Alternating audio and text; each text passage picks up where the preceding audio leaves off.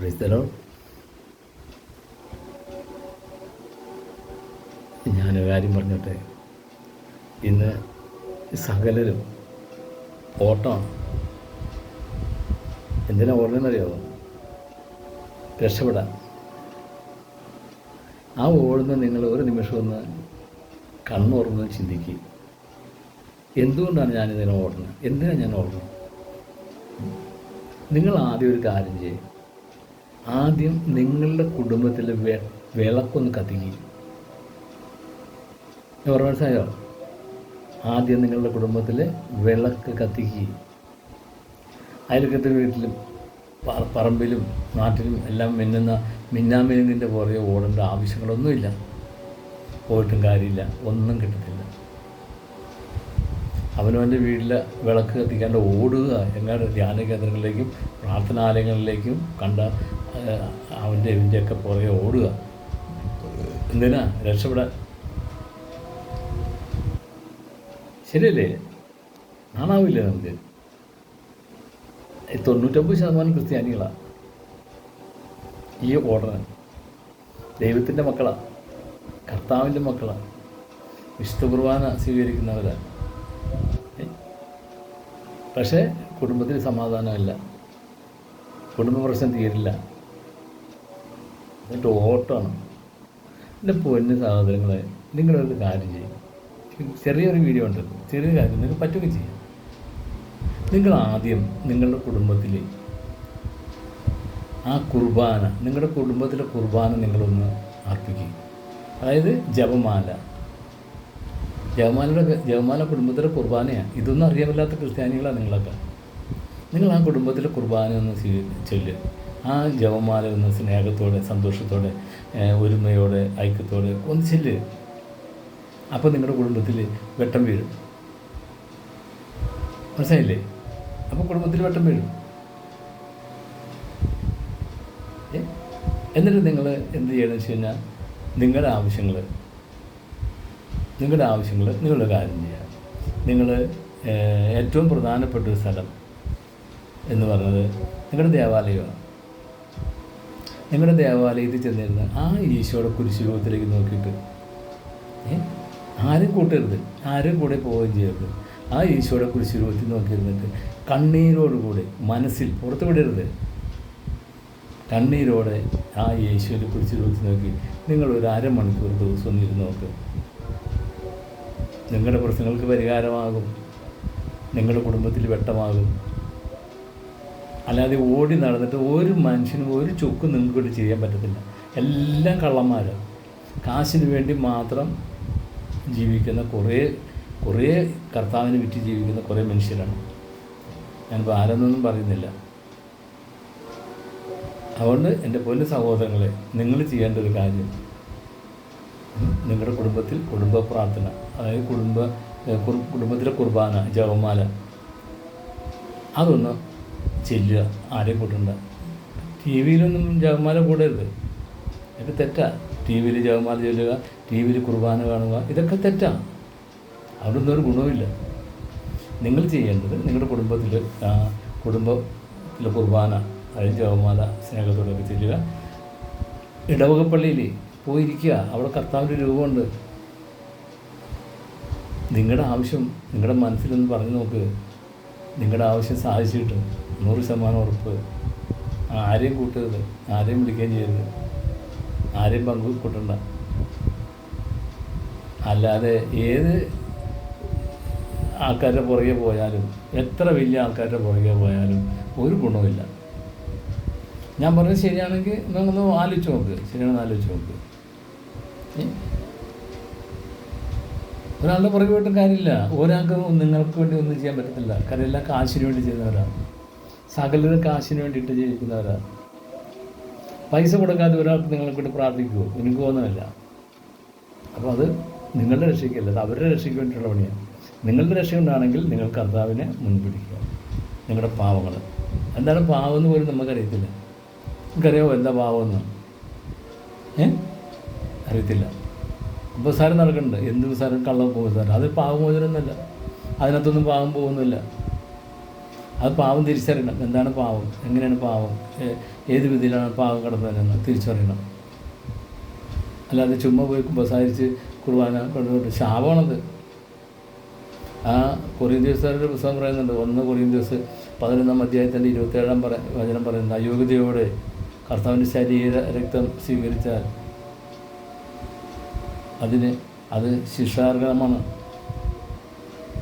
വേറെ ആവശ്യമില്ലാത്ത കാര്യങ്ങളൊന്നും നടക്കണ്ട. ക്രിസ്ത്യാനിയും പറഞ്ഞുകൊണ്ട് ദിവസവും രാവിലെ പള്ളിയിൽ വന്നിരിക്കുക, എന്നിട്ട് പള്ളിയിൽ വന്നിട്ട് ഒരു കൊന്ത അല്ലെങ്കിൽ കരണക്കൊന്ത കുടുംബത്തിൽ ചെല്ലില്ല. ആ പള്ളിയിലിരിക്കുന്ന പലരായിട്ടും പരസ്പരം മിണ്ടുപോലുമില്ല. എന്നിട്ടാണ് കരണക്കൊന്തയെല്ലാം നടക്കണം, എന്നിട്ടാണ് കൊന്തയെല്ലാം നടക്കണേ. നിങ്ങൾ അതിനൊന്നും പോകേണ്ട മനുഷ്യങ്ങളെ, നിങ്ങൾ അതിനൊന്നും പോകണ്ട, അതൊന്നും ചെയ്യണ്ട.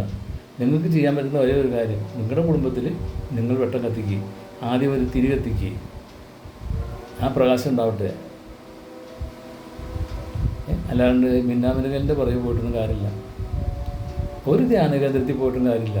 തീർത്ത് പറയുക, ഉറപ്പ് പറയുക, ഒരു ധ്യാന കേന്ദ്രത്തിൽ പോയാലും ഒരു പ്രാർത്ഥനാലയത്തിൽ പോയാലും നിങ്ങൾക്ക് ഒരു രക്ഷയും കിട്ടത്തില്ല. നിങ്ങളുടെ ഇടവപ്പള്ളിയിൽ പോകും. ഇനി നിങ്ങൾക്ക് അവിടെ എന്തെങ്കിലും പ്രശ്നമുണ്ടെങ്കിൽ നിങ്ങൾക്ക് നിങ്ങളുടെ മനസ്സിൽ എന്തെങ്കിലും വേദനകൾക്കുണ്ടെങ്കിൽ ഒരിക്കലും ഒരു വൈദികൻ കേൾക്കാൻ പാടില്ലാത്ത കാര്യങ്ങളും നിങ്ങൾ അദ്ദേഹത്തോട് പറയരുത്. അല്ലാത്ത നിങ്ങളുടെ കുടുംബത്തിലെ വല്ല പ്രശ്നങ്ങളോ അല്ലെങ്കിൽ നിങ്ങളുടെ ജീവിതത്തിലെ വല്ല പ്രശ്നങ്ങളോ ഉണ്ടെങ്കിൽ ആ ഇടവക വികാരി അച്ഛനോട് നിങ്ങൾ ഷെയർ ചെയ്യുക. അങ്ങേർക്ക് ഇടർച്ച ഉണ്ടാക്കുന്നൊരു കാര്യം നിങ്ങൾ ഷെയർ ചെയ്യരുത്. അത് വലിയ ദ്രോഹമാണ് നിങ്ങൾ ചെയ്യണത്. ഒരു പാവം മനുഷ്യനെ നിങ്ങൾ അനാവശ്യമായിട്ട് പാവത്തിലേക്ക് വലിച്ചെറിക്കുക, മോശമായ ചിന്തകളിലേക്ക് അങ്ങനെ വലിച്ചെറിക്കുക, അത് പാടില്ല. നിങ്ങൾക്ക് പറയാനുള്ള എന്തെങ്കിലും കുടുംബ പ്രശ്നങ്ങളോ അല്ലെങ്കിൽ നിങ്ങളുടെ മനസ്സിന് വേദനകളോ എന്തെങ്കിലുമൊക്കെ ഉണ്ടെങ്കിൽ ആ ഇടവക വികാരിയോട് പറഞ്ഞാൽ അങ്ങേരെ അതിന് പരിഹാരം കണ്ടെത്തും. അങ്ങേറിട്ടിരിക്കുന്ന ഉടുപ്പ് തന്നെ എല്ലാവരും ഇട്ടിരിക്കുന്നത്. എത്ര ധ്യാനം വലിയ ധ്യാന ഗുരുവാണെങ്കിലും അങ്ങേര് പഠിച്ചിരിക്കുന്ന അതേ വാക്ക് തന്നെ അങ്ങേര് പഠിച്ചിരിക്കുന്നത്. ഈ വികാരി അച്ഛനിട്ടിരിക്കുന്ന അതേ ഡ്രസ്സ് തന്നെയാണ് ആ മനുഷ്യനിട്ടിരിക്കുന്നത്. ഇവർക്ക് തമ്മിൽ യാതൊരു വ്യത്യാസങ്ങളൊന്നുമില്ല, ഒരു വ്യത്യാസമില്ല. നമ്മളാണ് അവരെ വ്യത്യാസത്തിലേക്ക് തിരിപ്പിക്കണേ. ഇപ്പോൾ ഞാൻ ഒരു ചെറിയൊരു ഉദാഹരണം പറയാം. വട്ടായി അച്ഛൻ എന്താ, ഒന്നുമില്ല. നമ്മുടെ പള്ളിയിലേക്ക് വികാരി അച്ഛൻ്റെ അതേ ഗ്രേഡും അതേ ക്വാളിഫിക്കേഷനൊക്കെ ഉള്ളൂ അങ്ങേർക്കും. മനസ്സിലായില്ലേ? അല്ലാണ്ട് ആർക്കും ഒരു പ്രത്യേകത ഒന്നുമില്ല, എല്ലാം സാധാരണ മനുഷ്യർ തന്നെയാണ്. നീതി കൂടുതലൊക്കെ ഞാൻ പറഞ്ഞു തന്നെ കൂടി പോകും. അതുകൊണ്ട് നിങ്ങളുടെ ഓട്ടോ ഒക്കെ നിർത്തി നിങ്ങളുടെ കുടുംബം രക്ഷപ്പെടാൻ വേണ്ടി, നിങ്ങളുടെ മക്കൾ രക്ഷപ്പെടാൻ വേണ്ടി നിങ്ങൾ സ്വയം നിങ്ങളുടെ കുടുംബത്തിലെ വെട്ടം കത്തിക്കുക, തിരി കത്തിക്കുക, എന്നിട്ട് ഓട്. അതിൽ നല്ലത് ഞാൻ്റെ കണ്ട മിന്നാമിനുകിൻ്റെ പുറകെയൊക്കെ പോയി ഓടി വെട്ടവും കിട്ടൂല, വെളിച്ചവും കിട്ടൂല, നശിച്ച് നാളണക്കലും പറിച്ച് ആത്മഹത്യം ചെയ്യും. ഇപ്പോൾ പുതിയൊരു പരിപാടി വരുന്നുണ്ട്, ബോധോച്ചാടനം. അങ്ങനെ ഭൂതോച്ചാടനം, പിശാചിനെ ഓടിക്കാൻ. അതൊന്നും നടക്കുന്ന കാര്യങ്ങളൊന്നുമല്ല, മനസ്സിലല്ലേ? പിശാചൊന്നും നമ്മുടെ ജീവിതത്തിലേക്ക് അങ്ങനെയൊന്നും കയറത്തില്ല. പിശാചൊക്കെ ഇറങ്ങി അതിനുള്ള കാരണങ്ങളുണ്ടാവണം. അതുണ്ടെങ്കിൽ മാത്രമേ പിശാച് കയറത്തുള്ളൂ. നമ്മളൊക്കെ ദൈവത്തിൻ്റെ മക്കളാണ്. എന്നിട്ട് ചുമ്മാ പിന്നെ ഭൂതോച്ചാടനം അതായതാണ് ഇതൊന്നും അറിയത്തില്ല, അതിനെക്കുറിച്ച് ഒന്നും അവർക്ക് അറിയത്തില്ല, ആർക്കും അറിയത്തില്ല. പിശാചിനൊക്കെ തുടങ്ങി അതിൻ്റേതായ ഇത് ജീവിക്കണം, മനസ്സിലായില്ലേ? എന്നിട്ട് നിങ്ങൾ അതിൻ്റെ പുറകെ പോകണ്ട, നിങ്ങളൊന്നും പോകണ്ട. നിങ്ങളുടെ കർത്താവ് ഇന്നും ജീവിക്കുന്ന ദൈവത്തിൻ്റെ പുത്രനായ ക്രിസ്തു ആണ് എന്ന് നിങ്ങൾക്ക് വിശ്വാസമുണ്ട് എങ്കിൽ എന്ത് ചെയ്യണം? നിങ്ങളുടെ കുടുംബത്തിൽ തിരി കത്തിക്കുക, വെട്ടം കത്തിക്കുക, തെളിക്കുക, നിങ്ങളുടെ ഇടപെടലേക്ക് പോവുക. ആരെയും കൂട്ടണ്ട. എൻ്റെ കഥകങ്ങൾ അടയ്ക്കാം, അല്ലേ? എൻ്റെ കഥകങ്ങൾ അടയ്ക്കുക, എന്നിട്ട് അവിടെ ഇരിക്കുക. ആ ഈശോയുടെ മുഖത്ത് നോക്കി, ആ കുരിശയിൽ നോക്കിയിട്ട് വേറൊന്നും പറയണ്ട. അതൊക്കെ ഈശോയ്ക്ക് അറിയാം. പറഞ്ഞാൽ കേൾക്കത്തില്ല. നമ്മൾ സംസാരിച്ചാൽ തിരിച്ചറിയില്ല ഈശോയ്ക്ക്. ആരൊക്കെ നിങ്ങളെ പഠിപ്പിച്ചു തന്നിട്ടുണ്ട്? നമ്മുടെ വേദനകൾ ഒച്ചനെ പറയണം, കൈകുട്ടി പറയണം, കൈവീശി പറയണം, ഒന്നും വേണ്ട. സ്വരത്തിൽ പറഞ്ഞാൽ ഈശോയ്ക്ക് മനസ്സിലാകത്തില്ല. ഈശോ ആത്മാവാണ്. ഈശോ പറഞ്ഞാൽ നമുക്കും കേൾക്കാൻ പറ്റില്ല. ചുമ്മാ ആൾക്കാർ എന്നാണ് പറഞ്ഞല്ലേ. എന്നോട് ഈശോ അങ്ങനെ പറഞ്ഞു, എന്നോട് ഈശോ ഇങ്ങനെ പറഞ്ഞു, അല്ലേ? ഈശോ എന്നെ അങ്ങനെ വിളിച്ചു, ഈ പേര് വിളിച്ചു, ആ പേര് ഒന്നുമില്ല, ഒന്നും കേൾക്കാൻ പറ്റില്ല. അപ്പോൾ ആ ഈശോയുടെ മുമ്പിൽ പോയി ശാന്തമായി താഴ്മയോടെ ഇരിക്കുക. തക്ക സമയത്ത് നിന്നെ ഉയർത്തും ആ ഈശോ. നമ്മളൊന്ന് ചെയ്ത് നോക്കി. എൻ്റെ പൊന്നു സഹോദരങ്ങളെ, ഓട്ടോ ഒക്കെ നിർത്ത്. നിങ്ങളിത് കേട്ടിട്ട് നിങ്ങൾക്ക് ഇഷ്ടമാണ് തോന്നുകയാണെങ്കിൽ നിങ്ങളിത് ആർക്കെങ്കിലും ഒന്ന് പങ്കുവെച്ചു കൊടുക്കും. അവരും രക്ഷപ്പെടുത്തേ, അവർ ഈ ഓട്ടോ ഒക്കെ നിർത്തിട്ടെ. എന്തിനാ ഓടുന്നത്? നാശത്തിലേക്ക് ഓടുന്ന, നാശത്തിൻ്റെ വക്കിലേക്ക് ഓടുന്നത് രക്ഷപ്പെടില്ല ഒരിക്കലും. 100% ഒരിക്കലും ഒരുവനും രക്ഷപ്പെടത്തില്ല. മനസ്സിലായില്ലേ? അതിൻ്റെ ഏറ്റവും വലിയ തെളിവെന്ന് പറഞ്ഞു കഴിഞ്ഞാൽ പൈസ മേടിക്കാതെ ഇവരൊന്നും ചെയ്തില്ല. പിന്നെന്തിനാ? പൈസ കൊടുക്കാതെ ഇവരൊന്നും ചെയ്തില്ല. അത് നേർച്ചയായി, തിരിയായി, വെളിച്ചെണ്ണയായി, മണ്ണെണ്ണയായി, ഉപ്പായി, മെഴുകുതിരിയായി എന്നൊക്കെ പറഞ്ഞിട്ട് കുറേ കാശ്, ആ കാശ് കിട്ടണം. അതുകൊണ്ട് നിങ്ങളൊന്നും പോകണ്ട, ഒന്നും കളയാൻ പോകണ്ട, ഒന്നും ചെയ്യാൻ പോകണ്ട. ഇടവപ്പള്ളിലേക്ക് പോകും, ആ കുരിശിൻ്റെ വീട്ടിൽ പോയിരിക്കും. എന്നിട്ട് പറ്റാത്ത വേദന ഒത്തിരി വരുമ്പം നിങ്ങൾ നിങ്ങളുടെ വികാരി ചെന്ന് കാണും. അദ്ദേഹത്തിന്, പിന്നെ ഞാൻ പറയാം, അദ്ദേഹത്തിന് ഇടർച്ച ഉണ്ടാക്കുന്ന ഒരു കാര്യങ്ങളും നിങ്ങൾ അങ്ങേരെ ചവിട്ടി പറയരുത്. അത് കുമ്പസാരക്കൂട്ടിലായിപ്പോലും ഒരു വൈദികനെ ഇടർച്ച ഉണ്ടാക്കുന്ന ഒരു കാര്യവും നിങ്ങളുടെ ജീവിതത്തിൽ, സാധാരണ പെണ്ണുങ്ങളുടെ ജീവിതത്തിലൊക്കെ പല പല പ്രശ്നങ്ങളൊക്കെ ഉണ്ടാവും. മനസ്സിലല്ലേ? അത് ചിലവർക്ക് താങ്ങാൻ പറ്റത്തില്ല, വേദന കൊണ്ട് ബുദ്ധിമുട്ടായിരിക്കും. ആരെങ്കിലും ഷെയർ ചെയ്യണം. നിങ്ങൾ ഒരു കാര്യം, നിങ്ങളുടെ അടുത്തുള്ള ഏതെങ്കിലും അടുത്തുള്ള ഒരു സിസ്റ്ററിനെ പോയി കാണുക, ആ സിസ്റ്ററിനോട് പറയുക, ആ സിസ്റ്ററായിട്ട് പങ്കുവയ്ക്കുക, അല്ലെങ്കിൽ അമ്മയായിട്ട് പങ്കുവയ്ക്കുക. മകളാണെങ്കിൽ അമ്മയായിട്ട് പങ്കുവയ്ക്കുക, ഒരു അമ്മയാണെങ്കിൽ സിസ്റ്ററായിട്ട് പങ്കുവയ്ക്കുക. ഒരിക്കലും ഒരു വൈദികൻ്റെ ചവിട്ടി ചെന്നൊന്നും നിങ്ങളുടെ ശാരീരികമായ ബന്ധങ്ങളെക്കുറിച്ചൊന്നും പറയാൻ പാടില്ല. അപ്പോൾ വീണ്ടും നാശത്തിലേക്ക് നമ്മൾ കടന്നു പോകും.